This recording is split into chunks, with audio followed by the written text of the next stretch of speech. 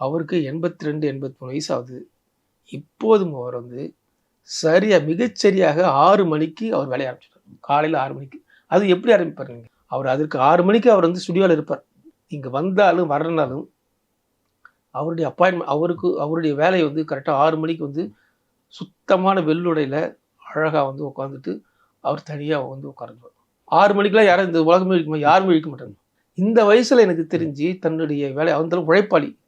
அப்படி வேலை செய்றவங்க எனக்கு தெரிஞ்சு இந்தியாவிலே வேற யாராவது இருப்பாங்கன்னு தெரியல. அப்ப அவர் எத்தன மணிக்கு எழுந்திருக்கணும்? அப்ப இந்த விஷயத்த வந்து அவர் வந்து பிராக்டிஸா, பெர்ஃபெக்ஷனா கிட்டத்தட்ட வந்து அவர் வந்து கிட்டத்தட்ட தன்னுடைய ஆயுசு முழுக்க செஞ்சுட்டே வந்திருக்காரு.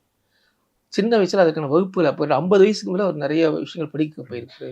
இன்னைக்கு மியூசிக் கத்துருக்காரு. கர்நாடிக் எந்தெந்த மியூசிக்லாம் அவர் 50 வயசுக்கு மேல கத்துக்கிட்டு இருக்காரு.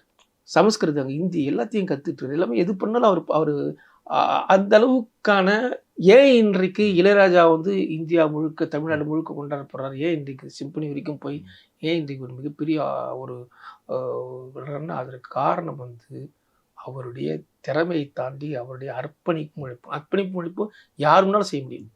அந்த யார் வேணாலும் செய்யலை அதாங்க. அவர் அதை செஞ்சுக்கிட்டே இருக்காரு. கடுமையா ஒவ்வொரு நிமிஷம் எனக்கு தெரிஞ்ச இசை தான். அந்த இசையோட இன்னும் வாழ்ந்துகிட்டே இருக்கேன். அப்படின்னு அதுல போய்க்கிட்டே இருக்கிறதால தான் இயல்பாக இருக்கக்கூடிய மனிதர்கள் உருவாகக்கூடிய அந்த உரைநடை, அவங்களுடைய மொழி, அவங்களுடைய பாசாங்கு, அவங்களுடைய நடிப்பு எதுவும் அவருக்கு தெரியாது. அதனால தான் அவர் வந்து சட்டுன்னு தன்னை மற்றவர்கள் பற்றி கவலைப்படாம தனக்கு என்ன தோன்றுதோ அதை வந்து பேச முடியாது. அவர் உலக ஜோனே வேற. இன்றைக்கு யோசிச்சு பாருங்க.